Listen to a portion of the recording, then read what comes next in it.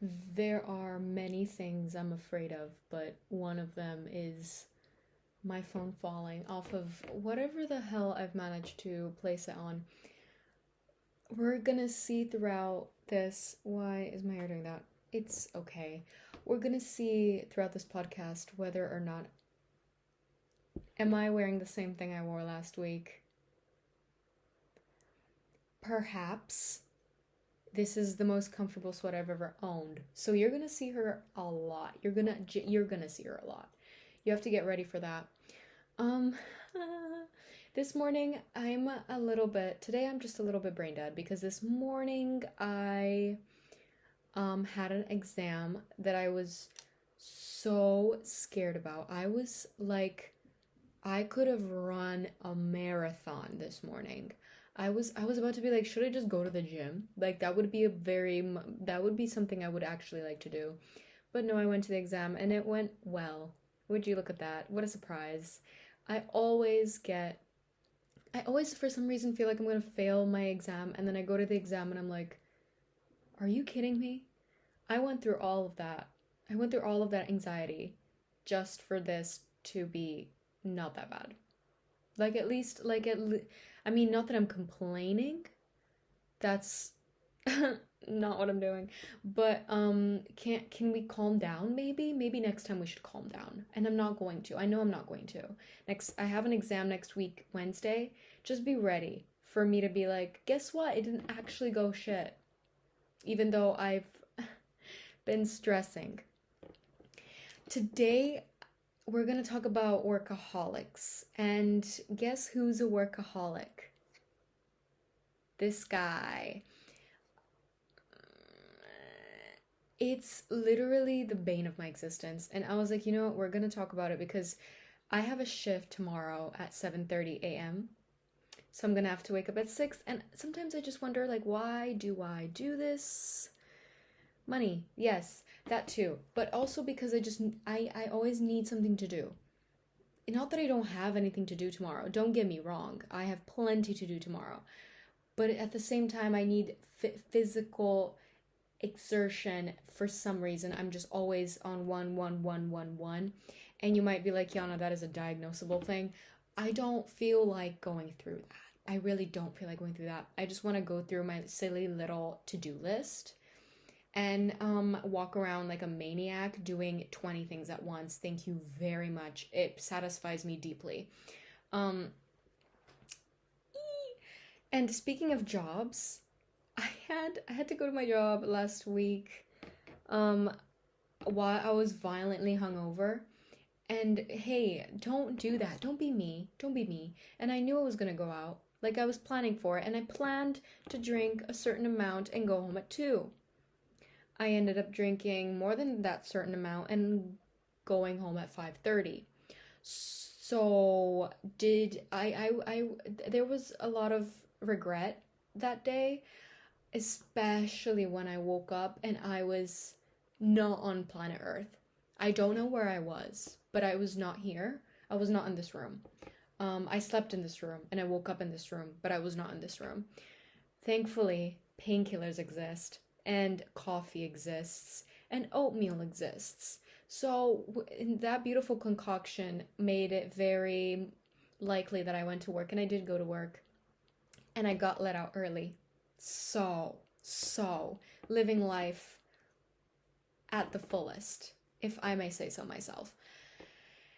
But my job then was actually pretty cool. I'm not gonna lie. We had like a walking dinner where there was like 5 courses, and I was like one of the waitresses for the catering company, and I had to like walk around with the food and give it to the people while they were like standing and talking and stuff. And it was very interesting. I was confused, and since it was like a crowd of people, you had to like go through the crowd with this like thing full of plates and bowls, and you're just like, this could go so incredibly wrong. And it almost did multiple times, but we managed. We do what we gotta do sometimes. And as a trained, I would not say, as somebody who has carried a plate before, I feel like, there was practice there somewhere in my brain and my body. So I kind of just went through that. And Another, speaking of food, I'm just gonna try to, because this is the forward. I like to call it the forward. It's when I talk for 10 minutes about literally nothing. I have an obsession with mandarins. Don't know how it happened, and I don't want to know because it's glorious. Who was going to tell me that the juiciest fruit on the planet was right there in front of me? Mandarins are like oranges, except easier to peel, portable, and so delicious. They're cute little baby oranges. And there's so much juice and so much fun because you get to peel them and you get to peel off those little, like, I don't even know, like little strings and stuff, and then it's kind of like a little game before you pop it in your mouth. Love a good mandarin. I have a box of mandarins in my fridge as we speak for good reason. So if you've never, well, I really hope you've had a mandarin before. But if you haven't, try it. And if you don't have mandarins in your fridge, buy them immediately. What a great way to get your vitamin C in. I am very vitamin deficient, so I need everything I can get. My roommates. Oh, my roommates. Two of my roommates are getting cutesy. Oh, take that. Understand that as you will. Cutesy. And it's gorgeous because I see this coming? Yes. So it felt like the most satisfying conclusion to come back to after the Christmas holidays. It was like a New Year's gift. It was my personal Christmas present from them, and I thank them very much for that. I don't know what's in my throat, but it's not here anymore. And I was ecstatic to say the least. I kept it cool. I kept it cool. I didn't want them to feel uncomfortable, but I was inside. I was jumping up and down. I was doing jumping jacks. I was doing push-ups for the first time in my life. There was a lot of things going on in my brain, and I cannot be happier. It's beautiful. It's gorgeous. It's a sight to be seen. It's a sight to behold. Um, and one of those roommates, he was in Qatar for a while because there was a lot of things they had to do there. And he bought me this beautiful blue scarf from Qatar. It's so soft, and it has like, it's blue and it has patterns on it, and it's like thin, but it's so soft. Oh my god, that is a beautiful scarf. I was like, oh my god, I have a scarf from Qatar. Like, that's pretty sick, not gonna lie. It has camels on it. Beautiful, gorgeous, amazing. So I have a new scarf. I've been using the same scarf ever since it got cold here, so basically August. Um, and no, not August. I'm not gonna be that dramatic. October. Since, yeah, we're gonna say that. Since October, I've been wearing this same scarf, and I think I'm ready for a little bit of a change in the environment. So that is what we're going to do. And I'm ready for this new era, this new me, this blue scarf camel me from Qatar or whatever. Um, okay, we're gonna begin because I need to begin because I need to talk about this because I'm angry. I'm angry at myself. And like, am I mad? No, because I'm a very productive person. And being a workaholic means you do like 20,000 things a day, and that actually, is great. But the thing is, you never run out of things to do, which is also not amazing. That's life. You never run out of things to do. You never run out of assignments and chores and problems and work. So it's finding that balance that's very difficult for me, and it has been difficult for me for a very long time. And here's the problem with basically living to work instead of working to live. Um, I just cannot relax. There is not a relaxed bone in my body. Well, maybe there is sometimes, but you know what I mean. I just have to always be doing something, whether it is going to a social function, whether it is just doing something. And I always see like a weird productive value behind it. Like hanging out with a friend, most of like, yes, it is 70% me. I love this friend and I enjoy their company and I'm doing this for enjoyment.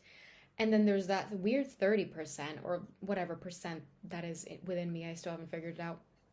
that's like, this is good because now you're working on this relationship, and you're strengthening the bond, and you're being a productive citizen of social society. And I'm like, girl, it's not that deep.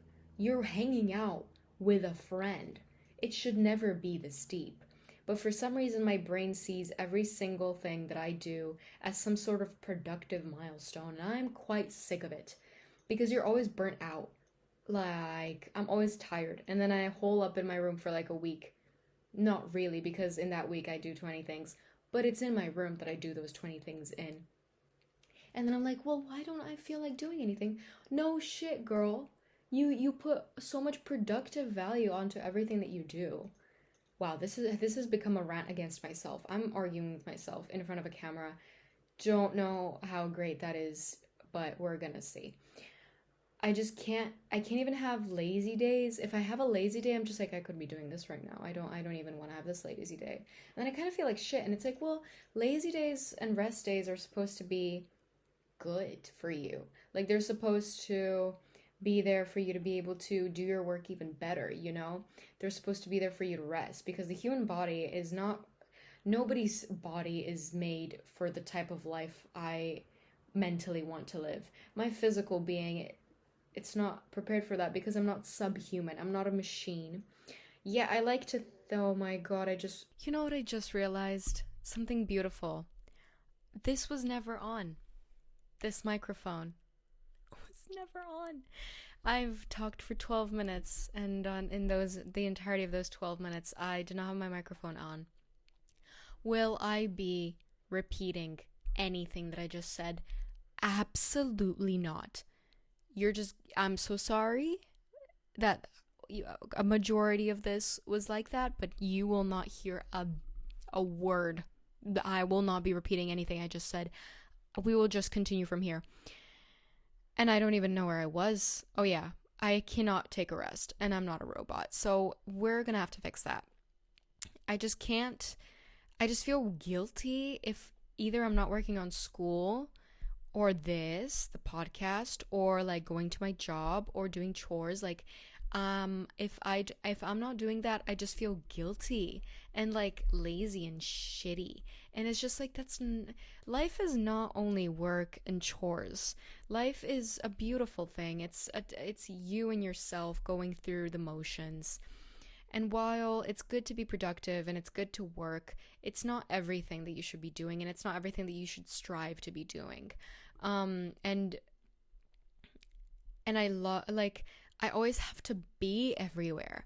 I always have to be everywhere all at once. Like, I always plan my days like, okay, today I'm gonna do this, and then this, and then this, and I have to go to this thing because I have to, for some fucking reason, and I have to also spend time with other people because I don't want them to feel like shit. And it's just like, girl, calm down. Girl, calm down. You should calm down, and you should rethink, and you should redo all of that. Nobody has the type of stuff going on as you. Like, you should calm everything down. I guess the only time I kind of stop is when I read, but I also see reading as a chore. You see what I mean? Like, no matter, like, even my hobbies feel like I'm doing something productive. Like, I can't just be watching a YouTube video. I also have to play a game on my phone, or like one of those nanogram games where you kind of train your mind, because I just want to feel worth something. And it's definitely, when you think about it, it's probably due to perfectionism and needing to be perfect at everything and needing to have everything good all the time, and feeling like I'm allowed to be on this earth because I've done so much, or I'm allowed to be in university because I've studied so much. I'm allowed to get money because I've worked this much. And it's like, great and all, but I have value as a human being without having to be productive all the time. That's not my main purpose. I'm purposeful just being me and just being alive. And I also think it just stems from like the fear of failure and not wanting to do things wrong. or fail. Like, I always have to be doing all of my schoolwork a week in advance because what if something goes wrong and I fail? Or even procrastination happens because of it, because I'm too scared to start something because I'm scared that it won't be perfect. And then I'm just like, oh, it's been 3 weeks and I still haven't done this. I should get up and do my work. It's just a never-ending cycle. I also, you know what it is. You know my main problem, the IB program, and I will never stop talking about this. And every single person that's done the IB is incredibly obnoxious about it. But you know what? We have a reason to be incredibly obnoxious about the stupid system. In the IB, you get ripped to shreds. If you don't have immaculate time management, and you want to get good grades, good motherfucking luck. If you want to get the highest grades, if you want to get high grades, I'm not even saying highest. If you want to get high grades, girl, you might as well just give up on everything that you've ever loved because you will not have time for it. There was deadlines every week and I had to be productive all the time, and I wanted to do my own shit, so I had to do school, and I had to see my friends, and I had to go to the gym, and I had to do all these things.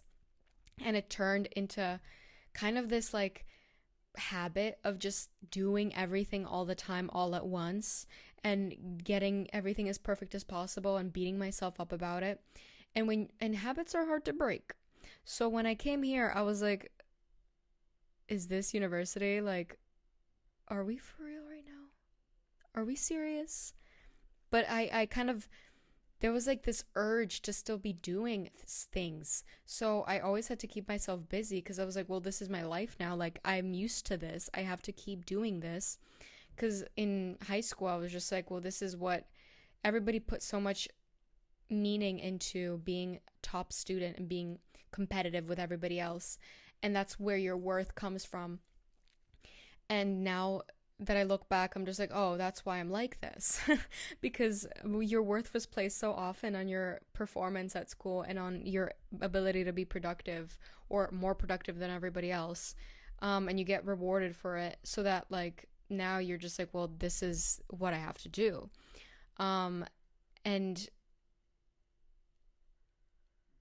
And I always felt like I had like a war against time. Like I never had enough time to do everything. And I still feel that same pressure, even though there's not really a reason for it. Like, I have an essay that's due on the 30th. That gives me like a week to do it. I can do an essay in a week. Most of us can do an essay in a week. But yet I feel like I'm just like, oh, fuck. I have to do an essay in a week. What am I gonna do? Calm down. You can do it. And I feel like if I didn't put that much pressure on myself, it'd probably be easier for me to do it, if anything. But while I am ranting, and while I hate this very much, there are some good things about this. I am always on top of my assignments and all my studying, and well, I don't really have a choice mentally about that because I just have to be. But like I always am able to finish my things on time, and I am happy about that. I have good time management because of it, and I guess I have meaningful relationships with my bosses and colleagues because I've seen them so often. When your bestie is your boss, you have a problem. But I do have meaningful relationships with a lot of my bosses because like I see them often, and they're like, oh, you really like it here, don't you? And I'm like, I do, but I also have a crippling fear of not doing work. So I guess in that way, like, I do have a lot of friends from work because I do it so often, and I feel good about like working so much because obviously, I can go on vacations and stuff, which is nice, and like afford certain things, which is amazing. And I kind of go that extra mile of like, it's like nice to feel that you're impressing people because of your work ethic. It does have that certain affirmation to it that you feel like you feel like, wow, I really am doing a lot, and it's nice for people to notice it. And I kind of, you know, the more I do things, the better I get at them. So if I'm always like working and learning new things at work and during school because I put a lot of effort in it, I get a lot out of it and I learn a lot. And I get into this sort of routine where I kind of build my day, and I guess that really does help a lot with like if I'm feeling anxious or depressed. I have that little chore list of like, well, I like being productive, so I do this and this and this, and it does make me feel better sometimes, and it does give me a routine, which I need. I need routine in my life, and it's really helpful. So I'm not saying that it's only bad that I love to work and that like I'm genuinely addicted to work. There are obviously some good things that come out of it. Like it's not for nothing, which is probably why I still do so many things all the time because I mean, there is like I do improve as a person from a lot of them. But I guess the less good things about it is that I'm always going from one thing to the other. I'm always stressed. Like, I'm always like, oh, should I have to do this, and this? Like, this podcast, I just like wrote a paragraph of an essay and then I was like, shit, I have to do my podcast. And like, I didn't have to do my podcast today, but then I was like, but what if it's tomorrow, then I'll have too many things to do tomorrow and I already have enough to do tomorrow. And it's like, you know, kind of take a break.